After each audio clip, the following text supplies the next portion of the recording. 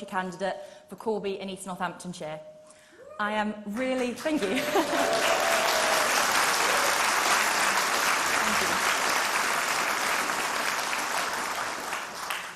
Thank you all so much for being here. To know that this room is absolutely packed means so much to both myself, Jeremy, and the wider Labour Party. I am very, very excited about today. After the gloom and doom of recent years, 10 years of Tory government and the politics of austerity and division, I'm excited to hear what Labour will do to change that, what we'll do to reinvigorate our country and recreate the fire and the passion of past Labour governments to stop a no-deal Brexit, to tackle head-on the divisions, the causes of division, and transform our country for the better.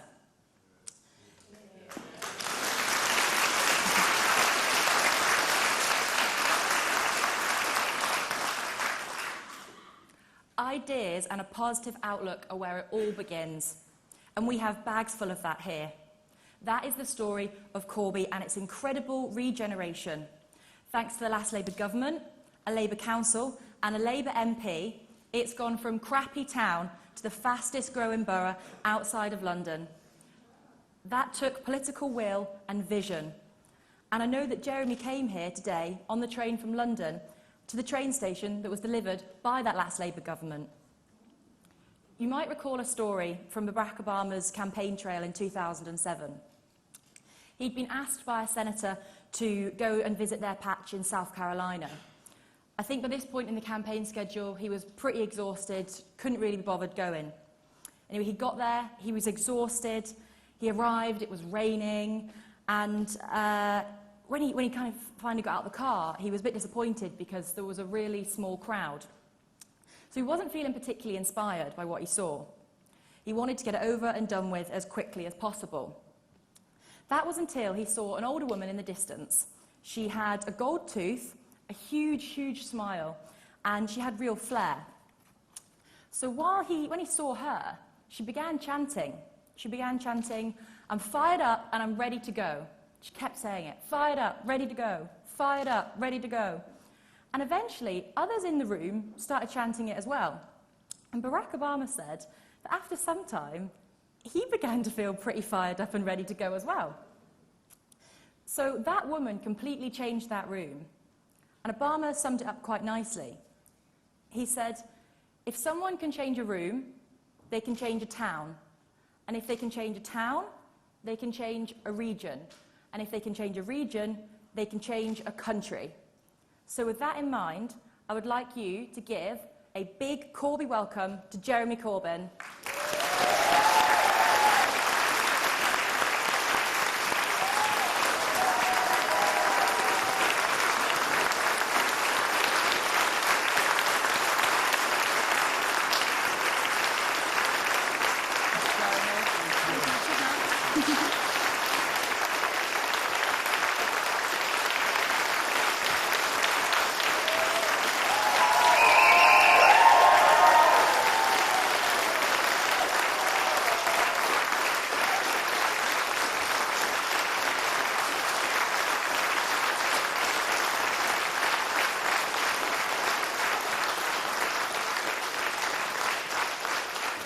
Thank you. Thank you all for being here this morning, and thank you, Beth, for that introduction, because you are a very powerful voice for the people of Corby, and we need your voice in Parliament to represent the people of Corby, and that is going to happen. Because Beth speaks for the people and will make sure that their voice is always heard. It's fantastic to be here again. And I want to thank everyone and all the staff involved here at the Penn Green Centre for Children and Families for hosting us today. This is an amazing centre. This was the inspiration behind our whole Children's Centre and Sure Start programme that the last Labour government introduced, because it's this fantastic wraparound centre. I'm sad at the funding cuts that it's had to endure, but I'm so proud to be here and support this centre and the great work that it's done. Indeed, I met a former member of the staff when I stepped off the train this morning at Corby, who said she was so proud to have worked in this place. So, to Penn Green, thank you very much for all you do.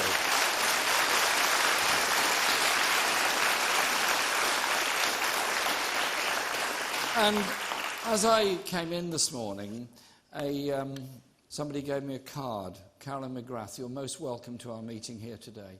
You described your journey in life of growing up in extreme poverty in Glasgow and the hopelessness and the depression that you suffered as a result of all the problems that you suffered during your childhood and life.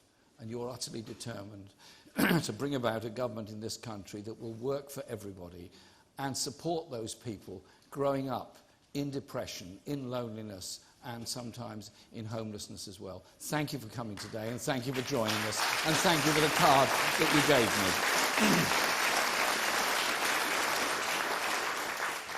I'm sure I don't need to convince anyone here, but as we look towards the return of Parliament in September, this country is heading into a political and constitutional storm. It's the Conservative Party's failure on Brexit and its lurch to the hard right that has provoked the crisis our country faces this autumn. After failing to negotiate a Brexit deal that would protect jobs and living standards, Boris Johnson's Tories are driving the country towards a no-deal cliff edge. Let's be very clear. We will do everything necessary to stop a disastrous no deal for which this government has no mandate.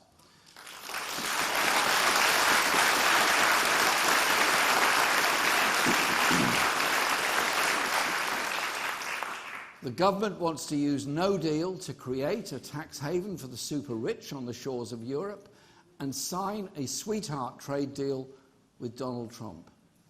Not so much a no-deal Brexit, more a Trump deal Brexit.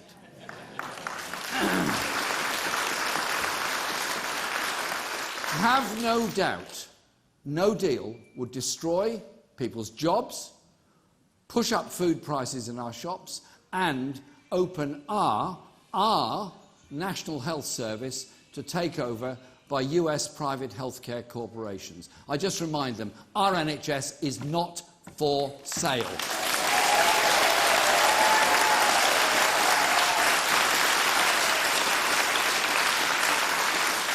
But that seems to be a price that Boris Johnson is willing to pay, because it won't be him or the wealthy people that run the Tory party paying for it. It will be you. It will be us. It will be our people. Labour will do everything we can to protect people's livelihoods.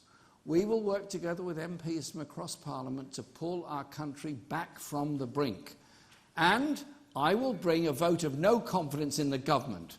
And if we're successful, would seek to form a time-limited caretaker administration to avert no deal and call an immediate general election so that people can decide our country's future.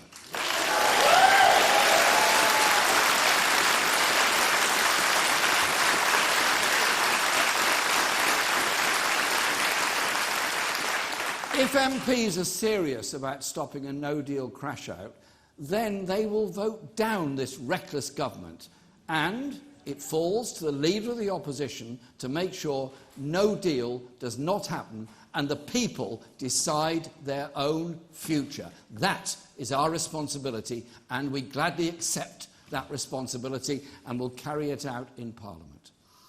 Yeah. Labour believes the decision on how to resolve the Brexit crisis must go back to the people.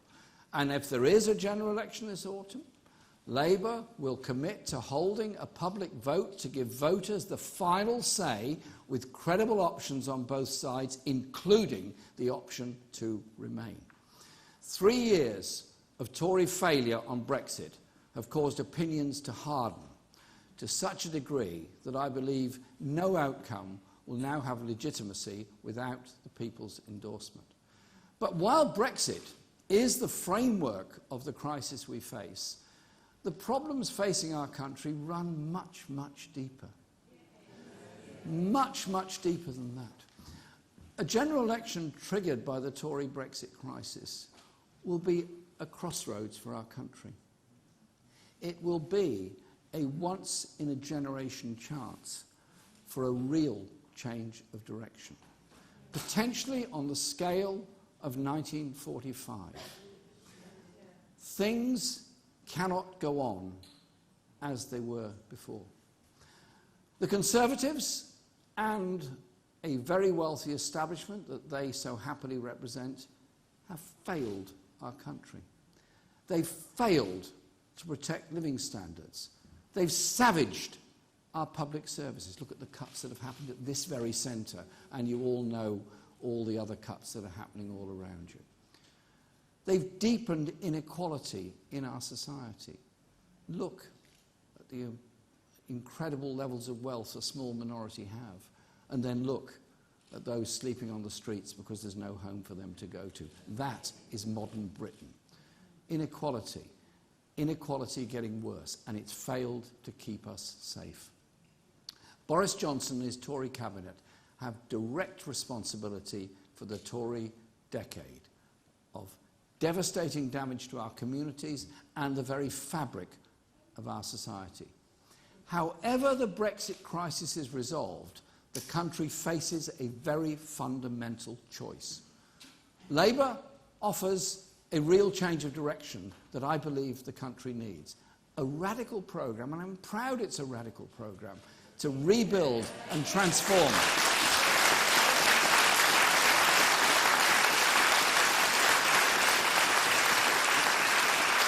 And that radical programme will rebuild and transform communities and public services, to invest in green jobs and high-tech industries of the future, and to take action to tackle inequality and action to tackle the climate crisis that we all face. The Tories have lurched to the hard right. Johnson is Britain's Trump, as the US President himself declared, so it must be true. It cannot be said to be fake news. Fake populism and phony outsiders funded by hedge funds and bankers committed to protecting the vested interests of the richest and the elites, whilst at the same time, bizarrely, posing as some kind of anti-establishment movement. The Tories cannot be trusted to deliver on their quick-fix promises, because their first priority, which has now been revealed, is tax cuts for the biggest corporations and the richest people in this country. You can't have it both ways. You can't be cutting tax for the very richest and then somehow assuming the money's going to be there to pay for the services for everybody else. We are very clear that we are prepared to raise tax for the very richest and the biggest corporations in order to rebalance our economy and our society and reduce the levels of inequality in Britain.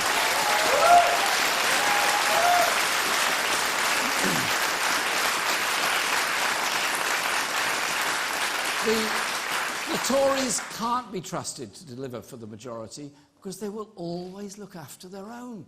They've got form on this. Goes back a long way. Goes back centuries.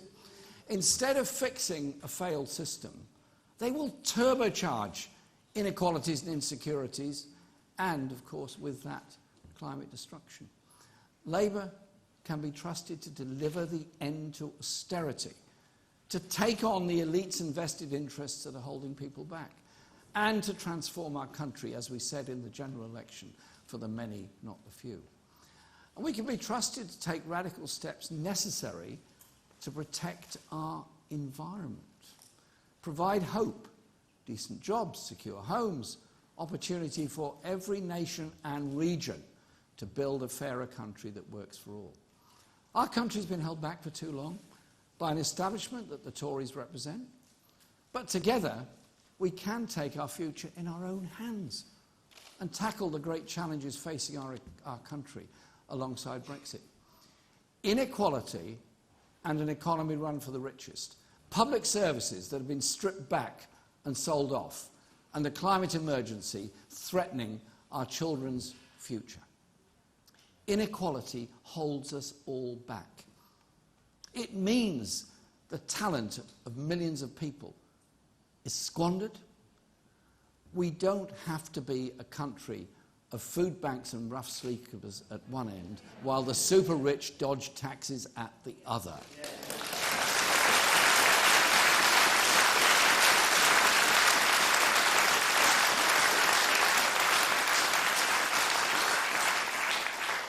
people have a choice. As I've said, Labour will raise tax for the richest and make sure they pay their share towards the common good. The Tories will cut tax for the richest.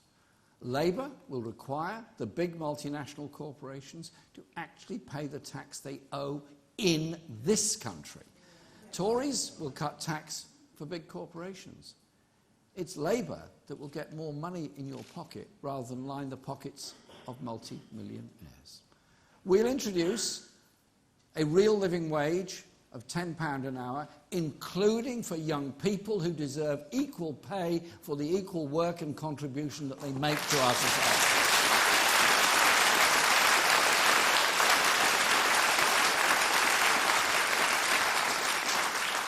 The last time I looked, young people didn't get charged less in cafes and restaurants, didn't pay less in supermarkets, didn't pay less in rent. They have the same needs as older people, so why shouldn't they be paid fairly in order to live decently?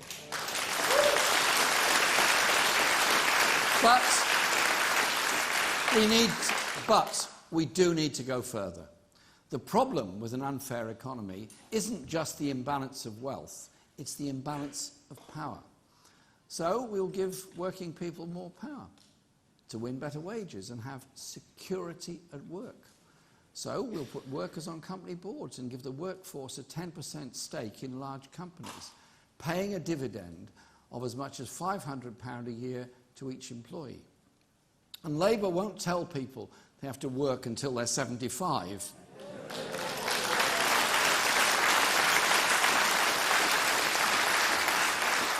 Before they get their pension, as Ian Duncan Smith's think tank has suggested. A policy that discriminates against working class people, especially those in manual jobs. And that's from the man who brought us universal credit and a number of other things. We're not having any of that. It's past time that we rewrote the rules of the economy to shift wealth and power from the small elite at the top to the hands of the majority. And that principle of empowering people doesn't just apply to the workforce. That's why we will bring rail, mail, water and the national grid into public ownership.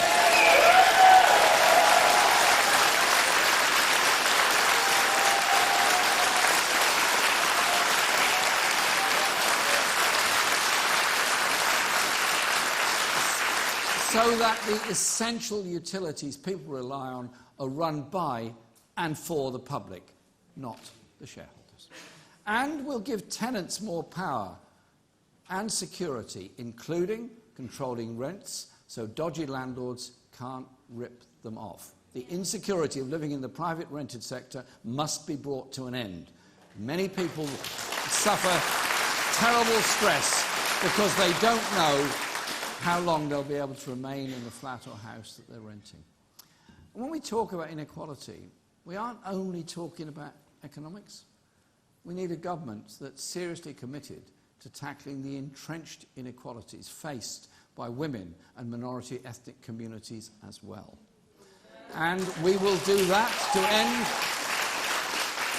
end the gender pay gap and end the discrimination that too often exists where wages and jobs are concerned. The coming general election, I don't know when it's going to be, so don't ask me the date, but we're ready for it. The coming general election will be make or break for our public services.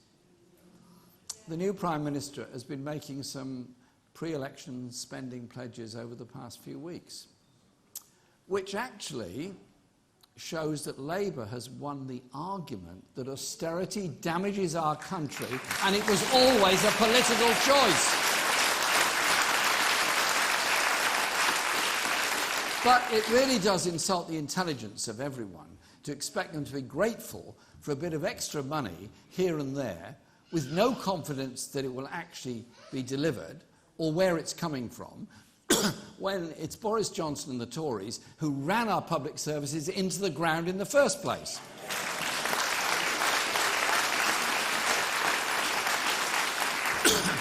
And the arbitrary nature of the announcements made shows no understanding whatsoever of the depth of the problem facing the whole of our country. Take crime. which the Prime Minister is now trying to turn to his political advantage, with yet more promises to tackle what the Tories have failed to bring under control for a decade. In the 2017 election, Labour won the argument that Tory cuts to the police had made people unsafe, and we pledged to hire more officers. The Conservatives have now conceded that we were right. But police cuts are not the only reason that violent crime has doubled. What the Tories won't address is the much wider impact of austerity. Think about it. The closed youth services around the country, under-resourced mental health care facilities, and the lack of funding for community mentoring. We take youth services very, very seriously indeed. They're the place that young people can go for their imagination, their recreation, their support, and get help when they need it, but also have time with friends and so on. It's part of growing up. It's part of being a community. But for too many young people all around the country, what do they see? A boarded-up youth centre, or in some cases, it's been sold off to somebody else. What message is that to the generation of 2019? That they grew up in an under-resourced, underfunded park where there was no youth service, no youth workers and no facilities for them at all. What message is that? I take these things so seriously that we will make it compulsory for local government to deliver a youth service in the future.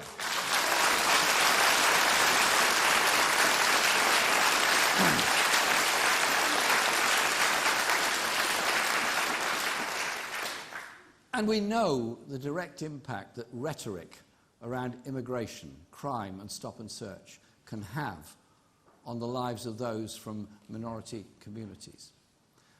So Labour will rebuild our public services because we understand they are the glue that binds a society together.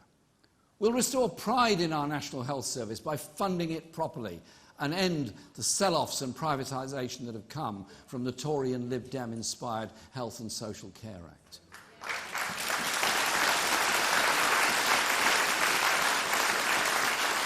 And we will create a national education service, providing free learning from cradle to grave, including free school meals for all primary children, smaller class sizes for 5-, 6- and 7-year-olds, no tuition fees at university or college.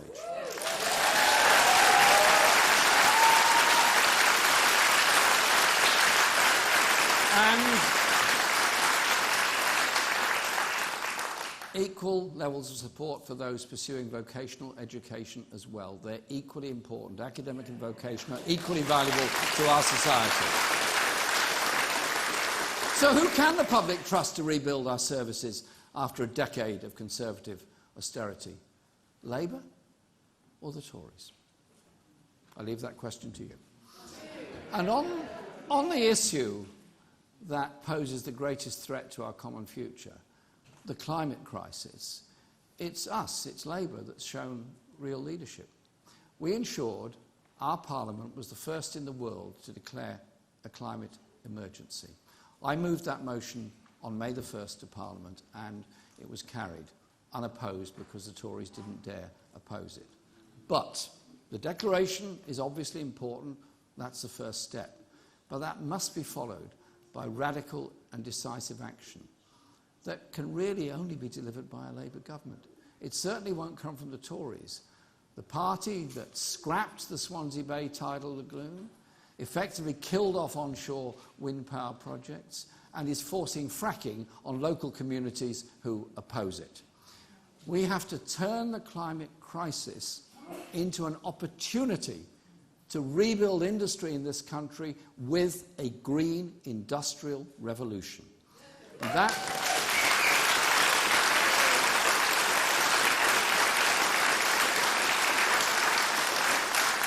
that green industrial revolution will create 400,000 well-paid, high-skilled jobs in renewable energy and green technology, particularly in parts of the country that have never recovered from the decimation of our industrial base by Thatcher's government. Places like here in Corby, where the closure of the steelworks cost thousands and thousands of jobs. And there are many other towns and cities around the country that suffered to the same extent because of that headlong rush to closure and privatisation by the Thatcher government of the 1980s. Imagine if the Derbyshire and Yorkshire coalfields that once powered the nation became the new centres for green energy generation. Or if towns that used to build railway locomotives and railway carriages built the next generation of high-speed electric trains. Just imagine how it would feel for those communities to once again be the beating heart of our economy whilst reducing our greenhouse gas emissions and giving our young people a real future. The future is within our grasp. But I ask again, who do you trust to act on the climate emergency? Labour or the Tories, led by the current Prime Minister? We cannot afford more of the same, but even worse. The future could be fantastic. New technologies have the power to liberate us and help tackle the climate emergency. But for too many people, the future is frightening. Young people, uncertain what their future is, where they're going to live, what job they'll get, what training they'll get. Because the technological revolution that's happening around us has been used instead to benefit the wealthy while driving down pay and security for millions of other people. The next Labour government will take on those who really run our country, the bankers, the tax dodgers and the big polluters, so that the real wealth creators, the people of this country, can have the services, jobs and futures that they deserve. Because when Labour wins, we all win. The nurse wins, the pensioner wins, the student wins, the office worker wins, the engineer wins. We all win. The chaos and dislocation of a no-deal Brexit is real, very real and threatening, as the government's leaked Operation Yellowhammer dossier makes clear. It makes it very clear, crystal clear, how bad things will get if there's a no-deal exit on the 31st of October. That's why we will do everything we can to stop it. Then, after years of elite-driven austerity and neglect, we'll recharge our politics with a massive injection of democracy. Democracy brings health, brings justice, brings hope.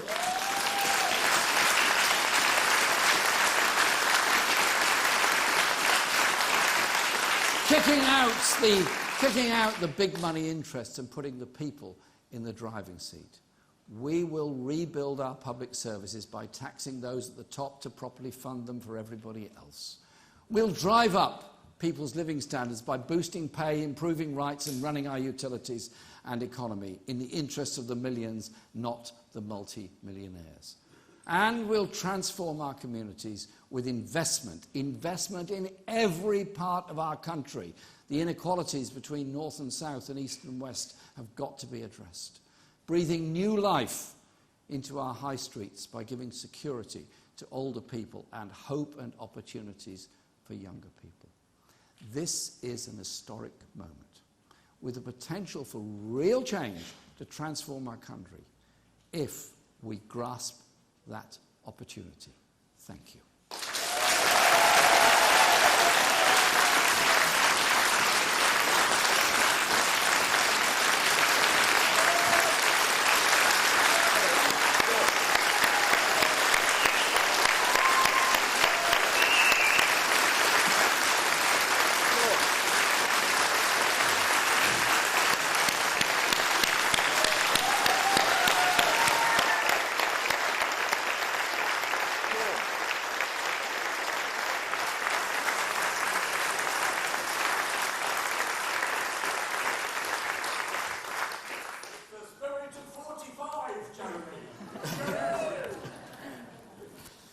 I wasn't even born then.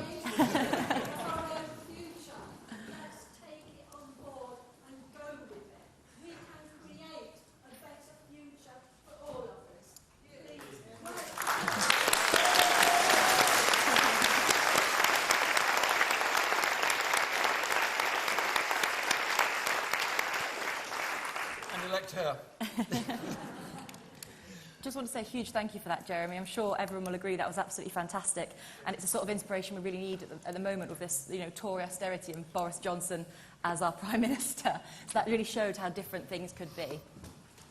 So I think there is a choice, you know. Yeah, it's definitely a very clear choice as well. So I think now we're going to move to questions, I think firstly from the press, and then we'll move and take some from members. So if we take them in threes, yep. Thanks very much. Andy Bell, 5 News. Hello, Andy. Hi then. Mr Corbyn, you say you're ready to do anything in your power to stop a no-deal Brexit. Would that include potentially stepping aside as leader of that caretaker government? No!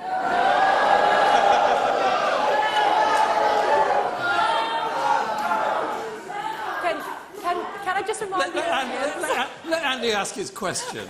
He's a nice fella, it's all right.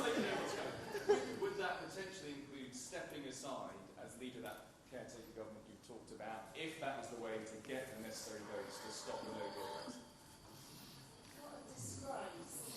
Can I remind the audience... No, no, sorry, let him ask a question. Okay. Yeah. Not the press, or Boris Johnson, or Joe Swanson.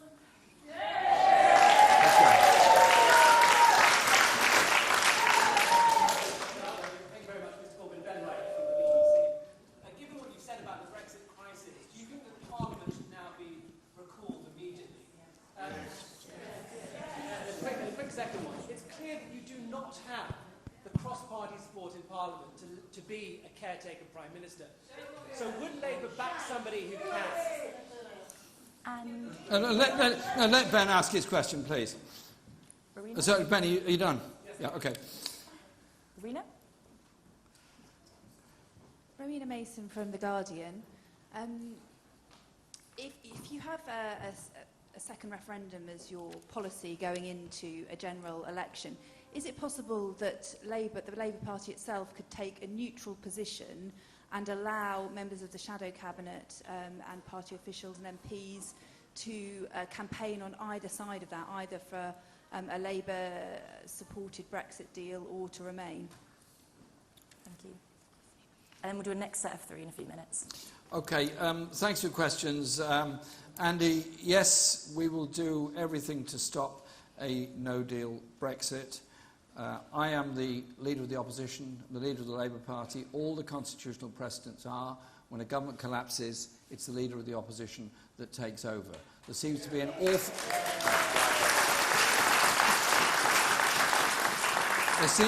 awful lot of very imaginative what-ifery in the press at the present time. We will put a motion of no confidence in the government. We will do everything we can to stop a no-deal Brexit.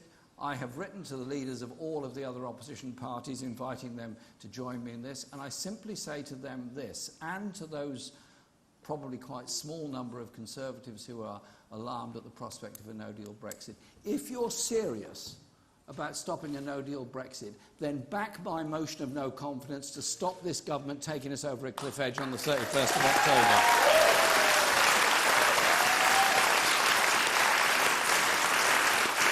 And Ben, thanks for your question. I mean, I think there is support for preventing this country going into a no-deal Brexit, as the response to the Yellowhammer document that was leaked yesterday indicates. Do we support the recall of Parliament? Yes, indeed. I've made that very clear. We do support the recall of Parliament in order to prevent the Prime Minister having some kind of manoeuvre to take us out on the 31st of October without any further discussion in Parliament. I've made that absolutely clear. And the reply I gave to Andy is quite simply this. I say to all those that want to prevent no deal, get on board with us to make sure it doesn't happen. We've also made it clear that in a general election, we'll put forward the opportunity for the people of this country to have the final say. This isn't a rerun of 2016. This is simply saying that the people of this country should make the final decision. If it's no deal versus Remain, then obviously John McDonnell and others have made it very clear we'd support Remain. If there is an opportunity for some other option to be put, then that would be put. I want to bring people together. All I've been trying to do ever since the referendum is to say there has to be an understanding of why particular communities around the country voted leave, because they'd seen no investment, they'd seen no jobs, they'd seen no improvement in their livelihoods or living standards for a very long time, and they felt very, very angry. What we offer is to transform our society and our economy. And I'm utterly convinced that the no-deal Brexit that Boris Johnson is proposing is actually straight into the hands of Donald Trump and the kind of economy that he will put forward. So Labour will make sure that people have the final say and the final choice. I want us to be a prosperous, inclusive, outward-looking society. I do not believe becoming a trade envoy for Donald Trump and everything that he puts forward will do anything other than damage the living standards of people in this country, damage our public services, and ultimately be actually very damaging to our economic opportunities as a whole. In case Boris Johnson hasn't noticed it, Donald Trump does follow very closely an America First policy. He has done nothing to promote goodwill, support or good trade with any other country. It's all about America First. I don't want to go down that road. I want us to have serious trading relationships with Europe, which is after all our biggest market. But above all, I want the opportunity for a Labour government to transform the life chances and livelihoods of people all across this country. That is what will bring people together.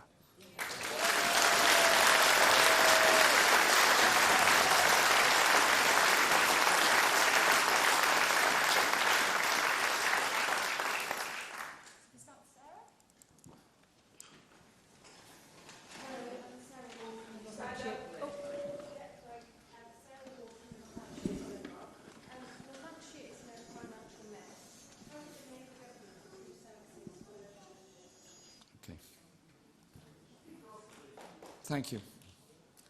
Mr Corbyn, Angus Walker, ITV News.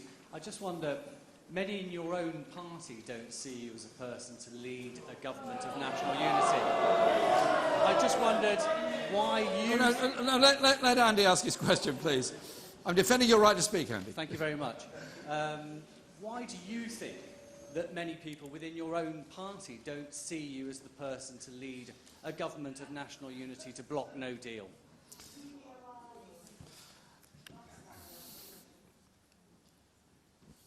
Sam Coates, Sky News. Mr Corbyn, this morning your own Shadow Chancellor, John McDonnell, said that in the event of another referendum, he would campaign and vote to remain. Do you agree with him 100% on that? And if you don't, do you understand why many of the people, particularly from other parties, who you're asking to back you in a vote of no confidence, but want the same as Mr McDonnell, might be having second thoughts? Right, thanks for your questions. First of all, Sarah, thanks for your question. Northampton has become the first council in the country that effectively became bankrupt. And that is surely a warning to every other local authority across the country. Those councils that have worked very hard to try to manage the cuts that have been imposed on them by the government have often been very creative and very imaginative and managed to struggle to keep services together. Many people have lost their jobs in local government through redundancies, and many who work in local government and other public services effectively end up doing 2 or 3 jobs. Those that in social care and many other services work incredibly hard.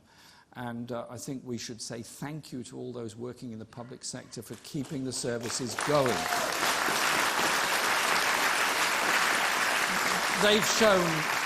They've shown true dedication, but when a local authority is faced with 40 and 50% cut in its income from central government, something has to give. And what always gives is the services that the most vulnerable need within our society. And there is a social care crisis where over 1 million people are waiting for social care at any one time. We cannot go on like this. And so what's happened in Northampton is just a symbol of what the Tories and Liberal Democrats' failure has been in funding of local government. And so we will properly fund local government and properly fund education. Because at its best, local government services are actually redistributive of wealth. If If you provide a youth centre, you provide a library, you provide leisure facilities, you have an effective cleansing service and all the other services that are so important, you're making the public realm a better place, you're helping people that need those services. But the Tory strategy of trying to bring in local funding at the expense of national funding, underfunding our local government services, actually means that the poorest people in the poorest communities and the poorest parts of Britain lose out the greatest. And those that live in the wealthiest parts of the country and the wealthiest people, paying often the very lowest rates of council tax, end up being better off as a result of it. I want to lead a government that's redistributive of wealth and power across the whole country by properly funding local government in all parts of the UK. And I'm determined that we will achieve that.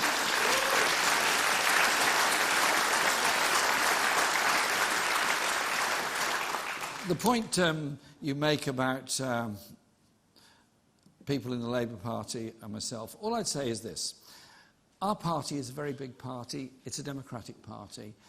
We had a leadership election in 2015, and rather surprisingly to everyone in the mainstream media, I was elected leader of the party, and I'm very proud to have been elected leader.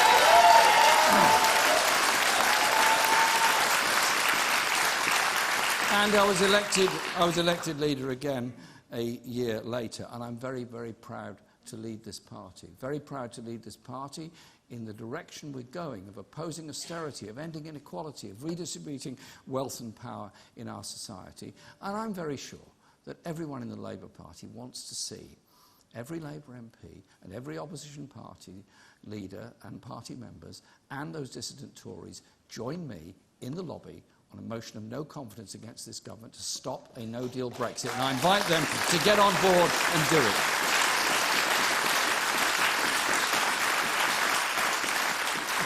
John McDonnell gave his personal view this morning. The issue is that we will do everything we can to stop a no-deal Brexit, and I've made it very clear that in accordance with the democratic decision taken at our conference last year, an incoming Labour government will facilitate a referendum where everyone will have the choice between a deal or remaining in the European Union. But the real issue is, of course, that in the immediate future, but the longer-term issue is what I outlined in my speech. It is about the kind of society we want to be. I want to be a society that's prosperous, that's inclusive, that's humane, that's decent, that's outward-looking, that above all ends the horror of inequality and poverty that exists in modern Britain. Should it be really possible to do this? Yeah. Is it right that children go to school hungry? Is it right head teachers have to raise money in order to keep the school going? Is it right the stress that housing officers and others are put under when they have to say no to everybody that turns up wanting a place to live because there are none being built?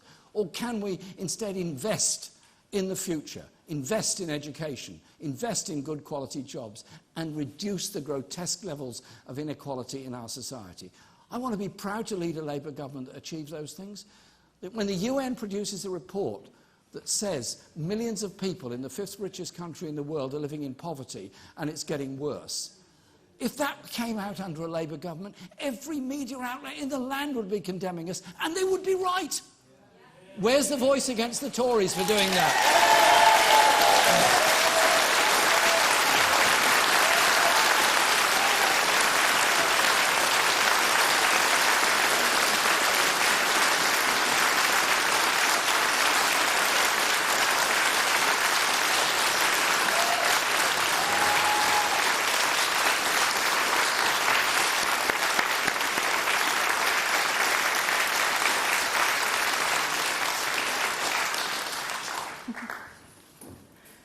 We just take one more from press and then we take some from the crowd. Yep. Hi, Jeremy. Mikey from the Mirror. For your plan to work, you'll have to do something that as yet no one's been able to do, which is to convince a majority of MPs to back a plan, any plan, a way forward on Brexit. How do you intend to do that, and what would you be willing to offer to people who aren't quite sure? And then if we take two from the crowd. So I'm conscious we've had quite a few men, so I'm looking for women here. Yep. And then one more after that bit for you. The lady here and then the lady thereafter. Jeremy, young people a national apprenticeship scheme that we used to have many years ago. Council housing, a unique idea introduced in the 1920s.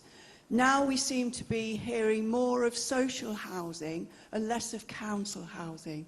Could you comment on both, please? Thanks, Okay, Jeremy. thank you. And then I think there was a lady round here, wasn't there? Hi, Jeremy. I followed you all over the country. It's great to see you here in the county. I live in a little village not far from here, and I just want to take some of the press back maybe to when I was growing up, where my grandfathers in Liverpool had to stand to be picked out for work each day. And I was quite lucky because one was very tall and one had a horse. And I'm absolutely disgusted that we are going back to the same sort of situation where my son-in-law works from day to day with one wage one day, no work the next, doesn't get paid. And so really, I want the press to know we're not made up, we're not paid to come here, we are ordinary people. We know that you tell lies in the press, and we know that you... we know you distort things. So there has to be some way, Jeremy, of us looking at how the press reports and the very basis of democracy. One vote every 5 years is not enough, and we have to look at how we empower people in a much different way. So that's my question. In Northamptonshire, we've seen denied votes recently. Thanks very much. What am I offering to people? What I'm offering is that our party, as the main opposition party, will challenge this government, will do everything to stop a no-deal Brexit, and we offer to form a minority administration in order to give the people the choice in the future through a general election. That's what we're saying. That is the constitutional precedent. That is the norm. All this speculation about lots of other options, they actually don't exist. The option that exists is the constitutional precedent of the opposition taking over in order to facilitate an opportunity for an election campaign.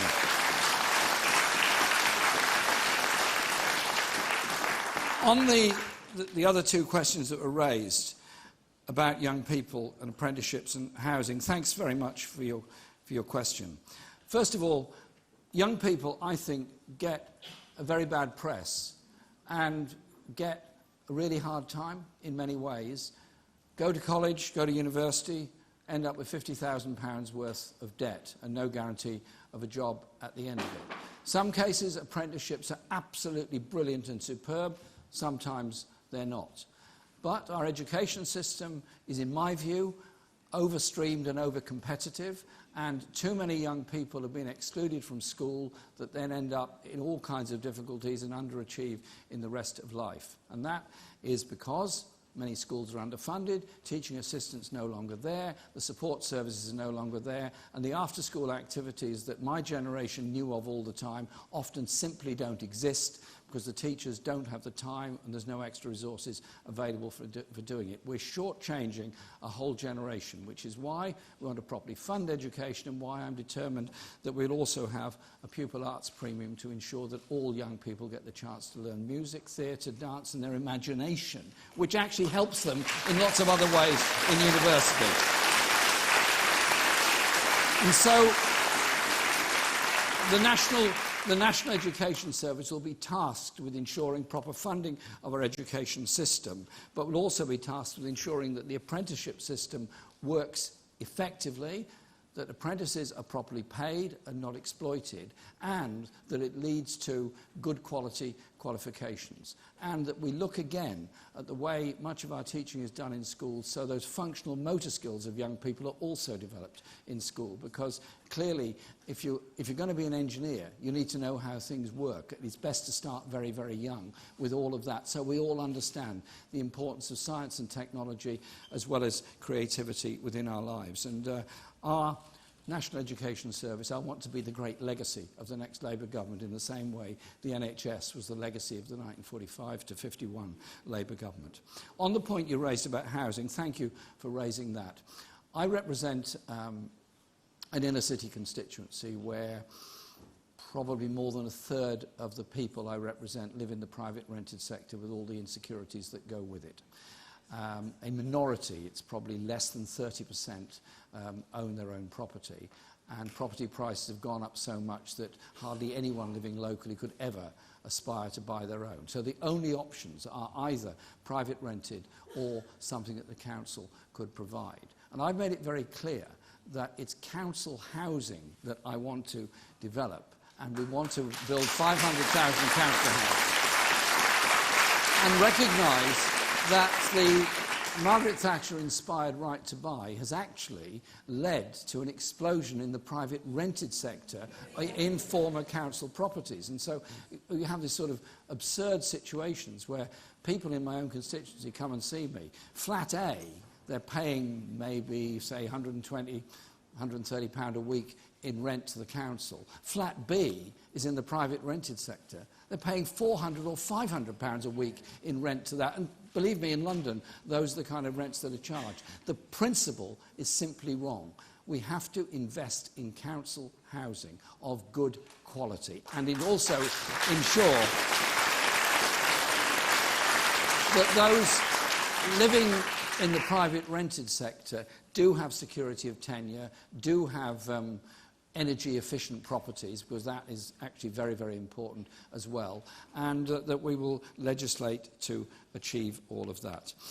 The points, the last question was about your family growing up in Liverpool and the appalling ways in which the docks recruited people to work, where the potential dock workers would line up outside the docks every morning and be selected for work. Surprise, those that were known to be active in the union were never selected to work. Those that looked as though they weren't as strong as the person next to them never got a job, and so on. Unbelievable sort of cattle market philosophy on giving people employment. The same thing happened in the London docks, the same thing happened in the building industry in London, Birmingham, and all over this country. And after campaigns by unions and many others, we got the National Dock Labour Scheme, we got better employment practices through Labour government's legislation over many decades. Much of that has now been wiped away. And the 0 hours contract are really the same thing in a different format, where you get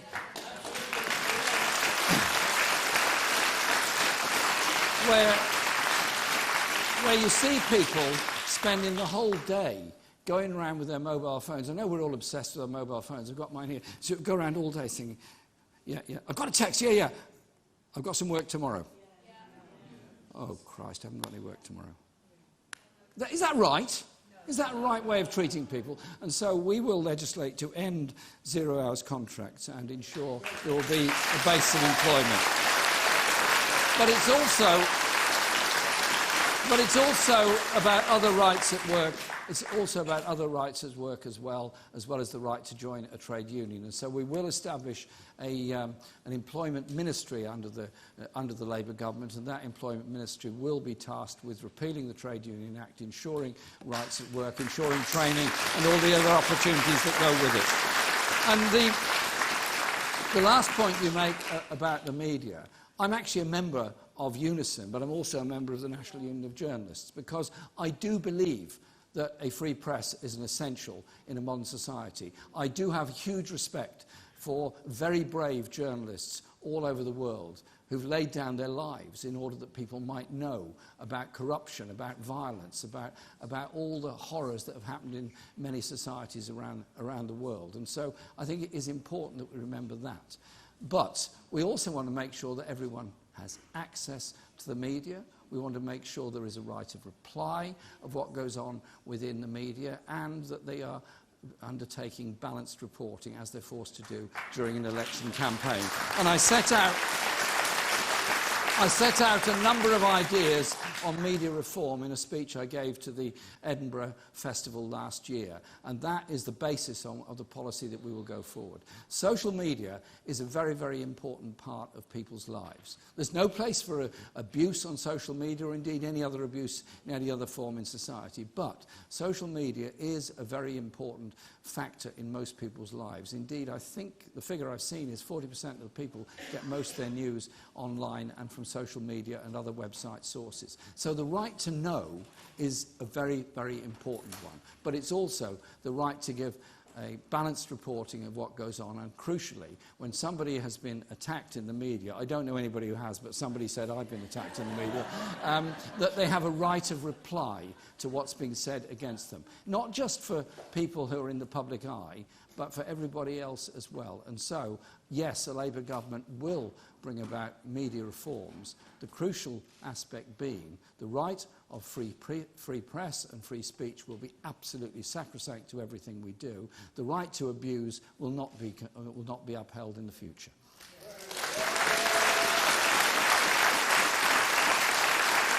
And could I just finally say that change in society comes about because people want it and people campaign for it. And so we all pay great tribute to those that founded the National Health Service, those pioneers that brought about the pension, the National Insurance System, managed to get votes for women, managed to get Race Relations Act and Human Rights Act. Today, there are heroes in our society. I was with some young people in Bolton on Saturday, discussing their lives and discussing their hopes and opportunities.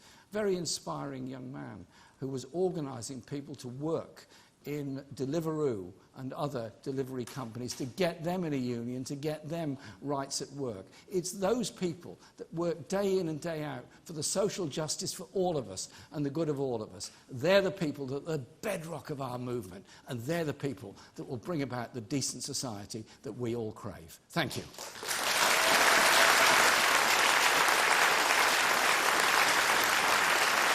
think we're done now. Thanks very much.